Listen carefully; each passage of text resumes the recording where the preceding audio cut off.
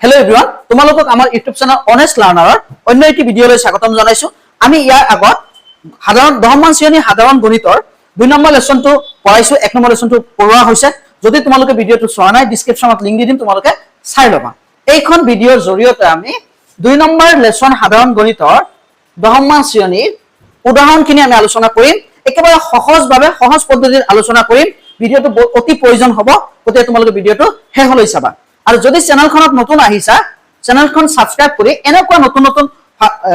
বহুত অতি প্ৰয়োজনীয় ভিডিঅ পাবলৈ তোমালোকে চেনেলখন সাবস্ক্ৰাইব কৰি বেল আইকনটো ক্লিক কৰি দিবা এতিয়া প্ৰথম প্ৰশ্নটো আমাৰ চোৱা উদাহৰণ 1 চোৱা তলৰ চিত্ৰ 2.9 ৰ লেখবোৰলৈ চোৱা তোমালোকক আমি যেতিয়া 2.1 শিকাইছিলো তেতিয়া আমি এইবোৰ আলোচনা কৰিছিলো যদি তোমালোকে ভিডিঅটো চোৱা নাই ডেসক্ৰিপচনত লিংক দিয়া আছে তোমালোকে চাই লবা এতিয়া সো প্ৰতিটোৱে px ৰ বহুপদ এটাৰ ক্ষেত্ৰত y = px ৰ লেখ প্ৰতিটো লেখৰ ক্ষেত্ৰত px ৰ শূন্যবোৰ উলাব লাগে সো ইয়াতে আমি প্ৰশ্নটো তলত লেখটো আমি দিছো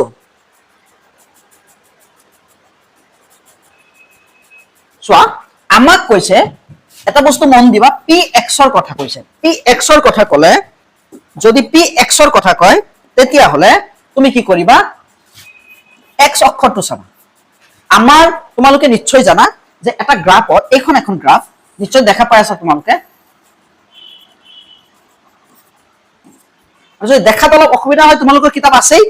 কিতাপত তোমালোকে গ্ৰাফটো চাই লবা উদাহৰণ 1 তেতিয়া আৰু বেছি ভালকে বুজি পাবা এতিয়া চোৱা এইটো হল x অক্ষ এইটো হল y অক্ষ আমাৰ যদি px ৰ কথা কয় তেনেহলে আমি x অক্ষৰ চাম কি চাম x অক্ষত যে x অক্ষত কেইবাৰ কাটিছে হেতু আমি চাম আৰু যদি y = px কৈছে ইয়াত যদি এনেকে কয় x = py y অক্ষৰ কথা কয় তেতিয়ালে তুমি কি চাবা y অক্ষত কেইবাৰ কাটিছে এটো চাবা তেতিয়া py হৈ যাব গতিকে আমাৰ যেহেতু px ৰ কথা কৈছে গতিকে px ত বা x অক্ষত কেইবাৰ কাটিছে আমি চাম এক নম্বৰত চোৱা কেইবাৰ কাটিছে এবাৰ কাটিছে x অক্ষত কেইবাৰ কাটিছে এবাৰ কাটিছে গতিকে আমি যদি সলিউশন কৰো এতিয়া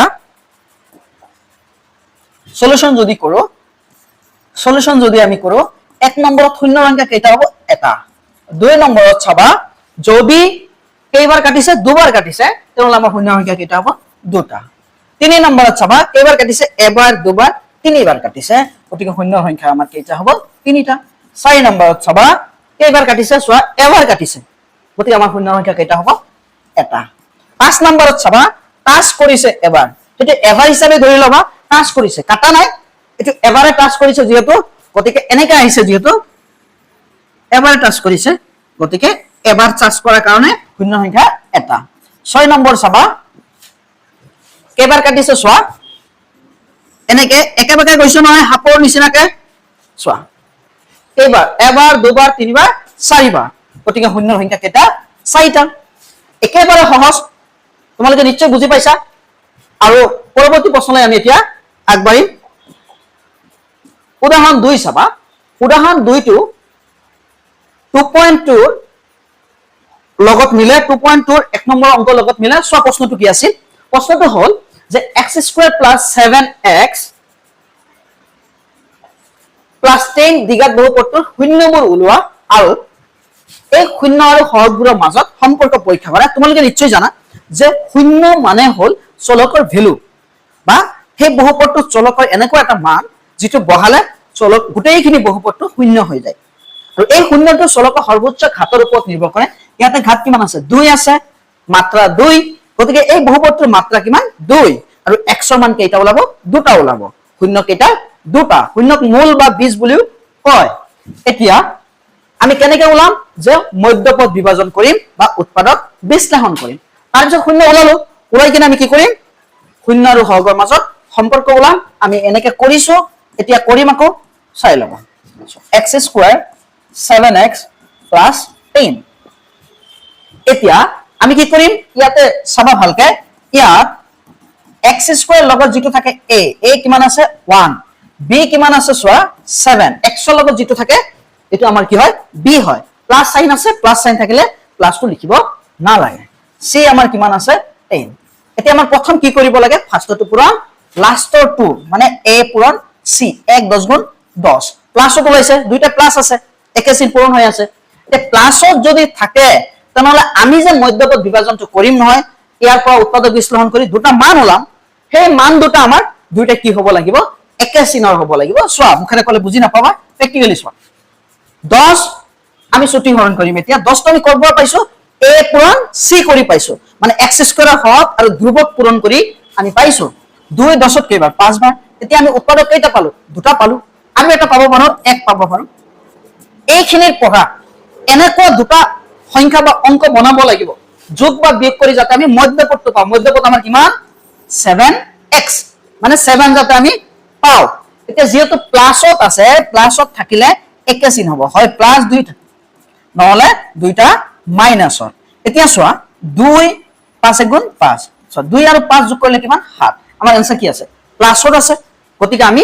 2 আৰু 5 যোগ কৰি দিছো এতিয়া আমি লিখিম চোৱা x স্কয়াৰ প্লাস 5x তোমাৰ ইচ্ছা 2 আগত লিখিব পাৰা বা 5 লিখিব পাৰা ইচ্ছা তোমাৰ কিন্তু যেতিয়া বেলেগ বেলেগ চিন থাকিব এটা বস্তু লক্ষ্য কৰিবা 2 নম্বৰত যেটো চিন আছে ইয়াতো 2 নম্বৰত হেতু চিন দিবলৈ চেষ্টা কৰিবা সে ধৰা ইয়াত মাইনাস আছে ইয়াতো মাইনাস দিবলৈ চেষ্টা কৰিবা এতিয়া প্লাস আছে সো আমি প্লাস দিছো আৰু 2x দুইটাই প্লাস আছে 2x আগত লিখিব পাৰা 5x পিছত লিখিব পাৰা প্লাস 10 এতিয়া সব 5 আৰু 2 এ কিমান হ'ব 7x হৈ যাব এতিয়া আমি কি কৰিম দুটাকে হৈ গল নহয় মধ্যপদ বিভাজন কৰি 4টা বনাই দিলো পদ আমি আগতে 3টা পদ আছিল এটা দুটা 3টা এটা দুটা 3টা 4টা বনালো এতিয়া দুটাকে কমন লোৱা সো ইয়াতে x আছে ইয়াতে কি আছে x আছে আমি x কমন ললো x স্কয়াৰৰ পৰা যদি x কমন লোৱা x স্কয়াৰৰ পৰা x কমন ললে কি থাকিব x থাকিব x যদি আনি পৰা কি থাকিব 5 থাকিব যে আমাৰ এটা গোট আহি গল আমি এই গোটটো ইফালে বহাই দিম 3 নম্বৰ পদৰ লগত মিলাম সো 1 2 3 কি আছে প্লাস আছে মিলাই দিয়া লিখি দিয়া x আছে লিখি দিলা 2 বহাই দিয়া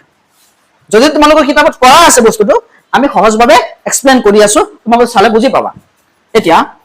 মিলাই দিয়া 2x হৈ গল 3 নম্বৰ পদ মিলিয়ে গল 4 নম্বৰ চোৱা প্লাস প্লাস একে চিন পূৰণ হলে প্লাস হয় 2 5 গুণ কিমান 10 এতিয়া আমি কি কৰিম চোৱা x + 5 x + 5 আনি পৰা x + 5 এইটো গুণৰ পৰা x + 5 যদি আনি পৰা ইয়াতে কি থাকিব x ৰৈ থাকিব x + 5 আনি পৰিলে প্লাস কি থাকিব 2 আমি উৎপাদক বিশ্লেষণ কৰিলো এতিয়া আমি শূন্য ওলাম এতিয়া আগতে আমি ইকুৱেল 0 দিয়া নাই কাৰণ বহুপদ হয় শূন্য ওলাবলৈ আমি কি কৰিম শূন্য ওলাবলৈ ইকুৱেল 0 দিম x + 5 = 0 x + 2 = 0 তো প্লাসত আছে ইফালে গলে মাইনাস এটি প্লাসত আছে ইফালে গলে মাইনাস এতেকে শূন্য দুটা হল কি হল x আৰু -5 আৰু x ৰ মান -2 এতিয়া আমি কি কৰিম শূন্য আৰু হৰৰ মাজত সম্পৰ্ক শূন্য আৰু হৰৰ মাজত সম্পৰ্ক আমি ইফালে কৰিম আমি c টো মুছি দি আছো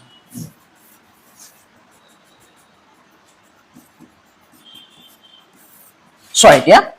প্ৰথম ক্ষেত্ৰত আমি কৰিম শূন্য আৰু হৰৰ মাজত সম্পৰ্ক শূন্য আৰু হৰৰ মাজত সম্পৰ্ক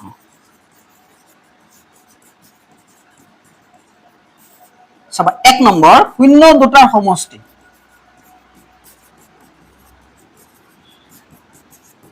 শূন্য দুটাৰ সমষ্টি আমি শূন্য দুটা কি পাইছো -5 আৰু -2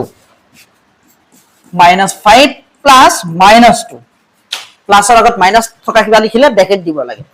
এতিয়া -5 প্লাস মাইনাসে মাইনাস তোমাৰ হাত 5 টকা ঋণ আছে দোকানত বাকি কৰিছা আৰু 2 টকা বাকি কৰিছা কেই টকা বাকি হ'ব 5 টকা বাকি আৰু 2 টকা বাকি কেই টকা বাকি হ'ব 7 টকা বাকি হ'ব এতিয়া মই এই 7 টো এনেকে লিখিব পাৰো নে মাইনাস মাইনাস মাইনাস চোৱা এতিয়া 7 টকা বাকি হল ইয়াক যদি আমি মাইনাস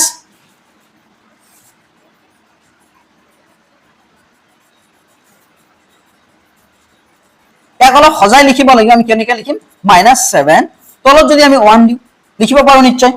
পাৰো কাৰণ ইয়াত তলত 1 আছেই সকলো অক্ষৰ নাহিকাৰ তলত কি থাকে 1 থাকে -7 টো কি চোৱা b ৰ মান আছিল 7 মানে x ৰ সহগ ফৰ্মুলা পাই গলো আমি তোমাক শিকাইছিলো যে শূন্য দুটা সমষ্টি মানে -x ৰ সহগ হয় তলত চোৱা 1 মানে x স্কয়াৰৰ সহগ এৰ মান 1 আছিল নহয় নিশ্চয় বুজি পালা যে শূন্য দুটা সমষ্টি আৰু আমি সহগৰ মাজত সম্পৰ্ক লিখিলো এতিয়া আমি শূন্য দুটাৰ গুণফল লিখিম সো শূন্য দুটাৰ গুণফল তুমি তলতো কৰিব পাৰি মই তলত কৰিছো তুমি ইকুৱেল দি ভালো কৰিব পাৰা চোৱা শূন্য দুটা আছিল -5 আৰু -2 একে চিন পূৰণ হলে প্লাস হৈ যায় মাইনাসে মাইনাসে প্লাস 5 দ্বিগুণ কিমান 10 এতিয়া ইয়াক কেনেকৈ লিখিম চোৱা 10/1 লিখিব পাৰো তে 10 মানে কি চোৱাচোন চিৰ মান 10 আছে না নাই ধ্ৰুব চিৰ মান কিমান আছে 10 আছে লিখিছো নহয় চিৰ মান 0 নহয় এটো 10 হয় চিৰ মান 10 ধ্ৰুবক হিচাপে কিমান আছে 10 আছে আৰু 1 টো কি আছে তোমালোকে নিশ্চয় জানা এৰ মান 1 x স্কয়াৰ আগত কি আছে 1 আছে অৰ্থাৎ x স্কয়াৰৰ সহগ x স্কয়াৰৰ সহগ নিশ্চয় তোমালোকে বুজি পাইছা যদি কিবা অসুবিধা পোৱা কমেন্টত জনাবা আমি নিশ্চয় সলিউশন দিম পৰৱৰ্তী প্ৰশ্ন চোৱা উদাহৰণ 3 চাবা x স্কয়াৰ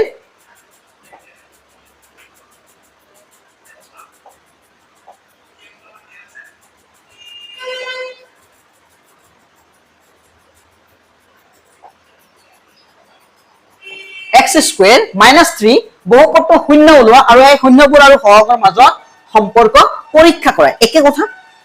আগতে আমি যেনেকৈ কৰিলো ইয়াতো শূন্য ওলাম আমি আৰু ইয়াতে এটা বস্তু চাবা ইয়াতে সহজ হৈ আছে চোৱা x স্কয়াৰ -3 হৈ আছে ন ইয়াতো চাবা আমাৰ b ৰ মান নাই যদি এনেকে সিম্পলত থাকে আমি এনেকে কৰিছিলো সহজত হৈ যাব আমি a + b হোল স্কয়াৰ লৈ লম মধ্যবৰ্ত বিভাজন ইয়াতে কৰিবই নালাগে কেনেকৈ কৰিম চোৱা x square 3 to √3 whole square পাতিব পাৰো নে তোমালোকে নিশ্চয় জানা দুটা √3 বস্তু যদি ৰুট পূৰণ কৰো তেনহলে গোটা সংখ্যাটো আহে কেনেকৈ আহে চোৱা দুটা পালো নহয় স্কয়াৰ আৰু ৰুট কেনসেল 3 পালো গতিকে 3 ক আমি √3 স্কয়াৰ পাতিছো তাৰ পিছত তোমালোকে নিশ্চয় জানা কি জানা যে a square - b square a square - b square a - b a + b এতিয়া আমি কি কৰিম এটুক আৰু এক ধৰণে লিখিব পাৰি তোমালোকে কমেন্টত লিখি দিবাচোন কেনেকৈ লিখিব পাৰি ইয়াক আমি আৰু এক ধৰণে a - b a + b লিখিছো মই আৰু এক ধৰণে আমি লিখিব পাৰি তোমালোকে কমেন্টত লিখি দিবা এতিয়া x square -√3 whole square a square - b square a - b a +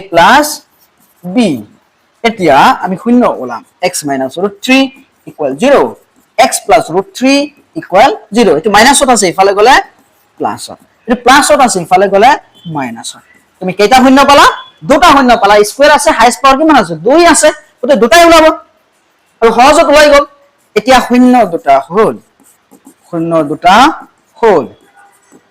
x = √3 আৰু -√3 এতিয়া শূন্য আৰু সহগৰ মাজত সম্পৰ্ক তো 3 হয় শূন্য আৰু সহগৰ মাজত সম্পৰ্ক